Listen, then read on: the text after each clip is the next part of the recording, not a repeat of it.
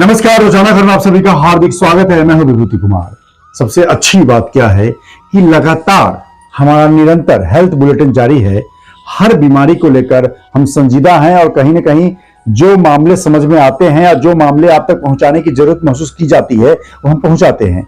सबसे अच्छी बात क्या है कि दर्द को जिस तरह पुलिसमैन की भूमिका में आपने देखा कि दर्द आपको बताता है कि वो बीमारी आ चुकी है आपके शरीर में उस जगह पे, इसके लिए पेन किलर न खाएं, बीपी के बारे में, डायबिटीज के बारे में और लीवर के बारे में और सही तमाम चीजों को जानकारी हम देते रहते हैं।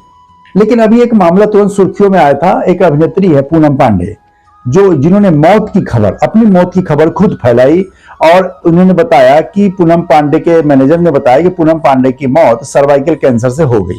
लेकिन जब तक एक दिन पहले खबर आई और उसके बाद पूनम पांडे फिर अगले दिन अवतरित होती हैं और बोलती हैं कि मैं सर्वाइकल कैंसर के प्रति महिलाओं को जागरूक करने के लिए हमने अपनी मौत की खबर फैलाई। लेकिन सवाल यह है कि इतना पैनिक करने की जरूरत नहीं थी, वो सीधे आके भी बात कर सकती थी। लेकिन सर्वाइकल कैंसर को लेकर उस समय से डिजिटल मीडिया में खासतौर पर खूब बहस छिड़ गई और जानकारी देने के लिए तमाम लोग आगे आने लगे कि एक्चुअली सर्वाइकल कैंसर है क्या, ये होता कैसे है, कहां पे होता है, कैसे होता है।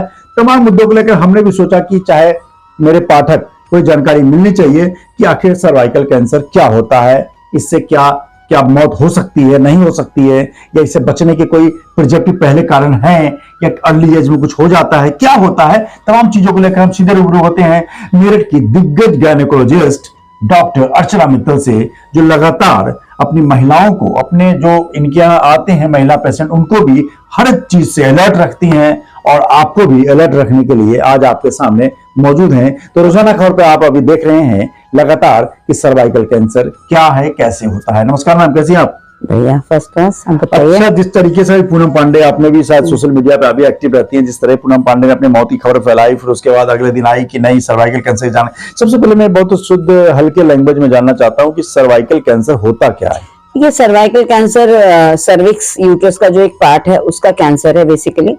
और इसके तीन प्रमुख कारण जो होते हैं, एक तो होता है कि अर्ली मैरिज होता है, पुअर सोशियो इकोनॉमिक स्टेटस होता है, फिर मल्टीपल सेक्सुअल पार्टनर्स होते हैं जो थोड़ा गंदगी में रहते हैं, उनमें ये ज्यादा कॉमन होता है।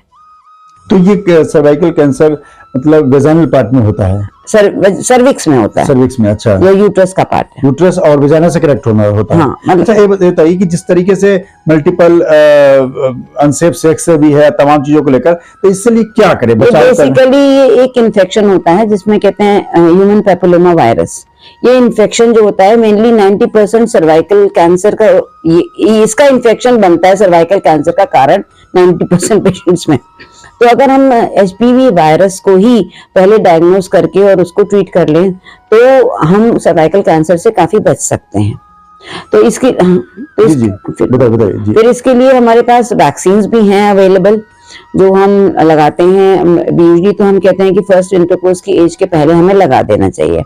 तो यूजली रिकमेंडेड है कि आप अगर 15 इयर्स के पहले लगा देते हो 2 वैक्सीन्स, तो आप 0 और 6 मंथ्स पे लगा दीजिए 2, है ना।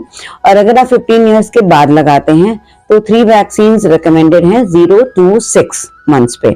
सर्वरेक के नाम से ये आती हैं वैक्सीन्स और ये बहुत इफेक्टिव वैक्सीन्स है। 3 डोजेस में लगती हैं और इंट्रामस्कुलर लगती हैं, कोई इसमें वो भी नहीं है। और इससे काफी आपके 90% प्रोटेक्शन हो जाता है। 16-18 वेरिएंट जो एचपीवी का जो मेनली वर्लेंट फॉर्म ऑफ कैंसर करता है वो इसके अगेंस्ट काफी इफेक्टिव है। तो इसका मेजर हमारा प्रोटेक्शन ये हो जाता है। दूसरी तरह से ये है कि हम वैक्सीन तो चलो लगवा ही लेते हैं, अभी तो बहुत लोग वैक्सीन ही नहीं लगवा रहे हैं। लेकिन हम ये देखें कि हमारे पास जो भी लड़कियां आती हैं या हमारे फैमिलीज की गर्ल्स हैं या जो भी सराउंडिंग, सबको हम बताएं कि वैक्सीन लगवा लो, है ना। 1600-1800 की एक वैक्सीन है और हमें 3 डोज लगवानी है बस, है ना। उसके बाद ये है कि अगर हम जैसे कि हम 30-35 एज के बाद हम अपना रूटीन स्क्रीनिंग कराएं। एवरी 5 ईयर अगर हम अपना स्क्रीनिंग कराते हैं जिसमें हम लिक्विड बेस्ड क्रोमेटोग्राफी करते हैं, सर्वाइकल स्मीयर बना के, उसकी जो हम उसमें स्टेन करके उसमें सेल्स और एचपीवी वायरस डिटेक्ट करते हैं। तो अगर हमारा दोनों चीज नेगेटिव आ जाता है तो फिर हम नेक्स्ट 5 ईयर्स के लिए सेफ हैं, हमें नेक्स्ट 5 ईयर्स कुछ नहीं करना। फिर एवरी 5 ईयर्स हम ये LABC कराते रहे अपना पैप स्मीयर। तो एवरी 5 years कराते रहे, और उसमें अगर कुछ नहीं जांच आता है तो फिर कराते रहो। ये तो स्क्रीनिंग टेस्ट है ना, ये तो स्क्रीनिंग टेस्ट है अपना, ये एवरी 5 years कराते रहो, आप ठीक रहोगे। लेकिन सर्वाइकल कैंसर के जो वैक्सीन होते हैं उसके प्रति हमें भी लगता है सोसाइटी में जागरूकता की कमी है, बहुत कमी हाँ, कमी है, लोग अभी नहीं लगा रहे हैं इतना। जो एजुकेटेड क्लास है वो तो लगा रहा है सारे, लेकिन जो लड़कियां पढ़ती नहीं है, जो 8वीं पढ़ी हैं 10वीं पढ़ी हैं, मुसलमानों की गर्ल्स हैं पढ़ती नहीं है, इनको क्या पता, माई को नहीं पता तो बच्चों को क्या पता होगा कि वैक्सीन पढ़ना है। अच्छा, तो इसमें क्या लगता है कि क्या क्या सावधानी बरतनी चाहिए, एक बार और हम अपने दर्शकों को बताएं। देखिए, सावधानी तो कोई खास ऐसी है नहीं, बस इसमें ये कहते हैं कि जो आपकी एज ऑफ इंटरकोर्स है उससे पहले लग जाना चाहिए, है ना, और 3 डोज लगानी है, वो आप लगा लो और अपनी हाइजीनिक कंडीशन मेंटेन रखो।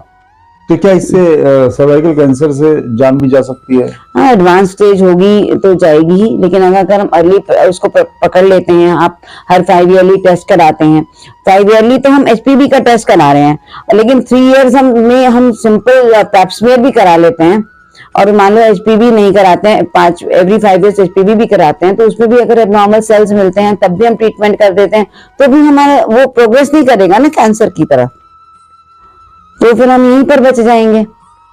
तो कुल मिला के ये है कि सर्वाइकल कैंसर महिलाओं को जागरूक रहने की एक तो पहले हमें वैक्सीन पे फोकस करना जी। है, दूसरा हमें अपनी स्क्रीनिंग पे फोकस करना है। 35 years के बाद एवरी 5 ईयरली हमारी स्क्रीनिंग हमें करानी है, एचपीवी वैक्सीन के साथ पैप्समेयर करानी है, जिसमें हम सेल्स भी देखेंगे और एचपीवी वायरल डीएनए भी हम वो करेंगे। अगर वो पॉजिटिव आता है नेगेटिव आता है, उसके हिसाब से हम आगे का ट्रीटमेंट प्लान करेंगे। अर्ली स्टेज पे हमने इन्फेक्शन अगर प्रिपेयर कर लिया तो फिर हम आगे कैंसर क्यों होने देंगे।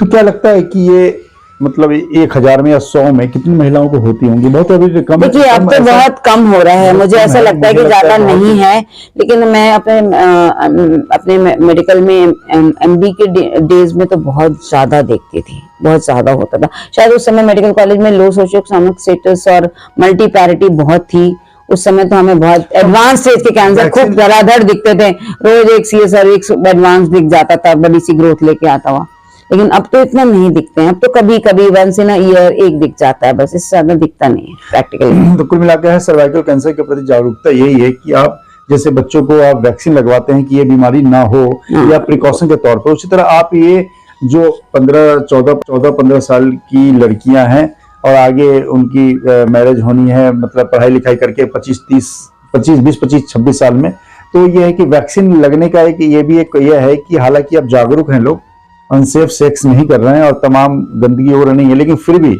Prevention is better than cure. सावधानी एक वैक्सीन है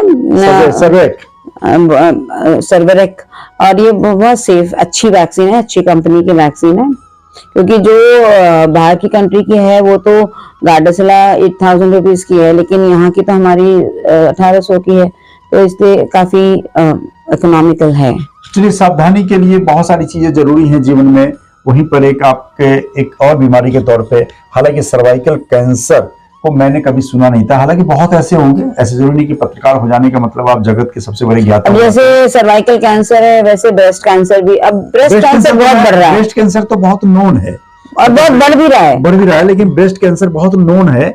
जनरली यह है कि आपके शहर में 25-50 आपके नियर डियर या कोई दोस्त या कहीं ना कहीं आपने सुना होगा, लेकिन सर्वाइकल कैंसर एक बड़ा, पूनम पांडे ने बेशक अपने मौत की अफवाह फैलाई गलत, लेकिन उसके वापस आने से अगले दिन वो आके जिस तरीके से उन्होंने प्रेजेंट किया कि मैं जागरूकता लाना चाहती हूँ, तो कहीं ना कहीं ये अच्छा भी है सोसाइटी में, कम से कम बात ये डिस्कशन के रूप में सामने तो आया, और हम भी रोजाना खबर भी एक गायनेकोलॉजिस्ट मैम से हम जानकारी लेने आए तो सही, और जो भी जानकारी आप तक पहुंची वाकई, अगर आप पेरेंट्स हैं तो भी, अगर लड़की हैं तो भी, अगर किसी न किसी रूप में आप किसी न किसी, आप अपनी मदर सुने तो अपनी बेटियों को लगवाएं, एक लड़कियां सुने तो अपनी फ्रेंड्स को भी मोटिवेट करें, है ना। सब सावधानी बहुत जरूरी है, जिस तरीके से खान पान, दिनचर्या और तमाम चीजों को लेकर जीवन में इतना सेफ है, कुछ भी नहीं करना है, एक वैक्सीन लगवानी है और 5 ईयरली स्क्रीनिंग करवानी है बस, और उसके और कुछ भी नहीं करना है। और अपने सेफ्टी को लेकर, सुरक्षा को लेकर, सफाई को लेकर, अपने प्राइवेट पार्ट को साफ सुथरा रखना और तमाम चीजों को लेकर पूरे शरीर को साफ सुथरा रखना मतलब बीमारी से मुक्ति पाना है। तो कहीं ना कहीं ये तमाम चीजें आपको फायदा दे रही होंगी, जो भी हम खबर दिखा रहे हैं, चाहे वो डायबिटीज की है, बीपी की है, शुगर की है, या फिर लीवर की है, तमाम चीजों को लेकर हम लगातार आ रहे हैं, दर्द की है। तो आप ये जानकारी के साथ साथ खबरों को शेयर कीजिए, तभी लोगों को फायदा होगा, तभी अधिक से अधिक खबरों ये खबर करने का एक मंशा सफलता होगी हमें। खैर, चैनल को लाइक करें, शेयर करें और सब्सक्राइब जरूर करें। इसी तरह के हेल्थ बुलेटिन आपको समय समय पर मिलते रहे। नमस्कार।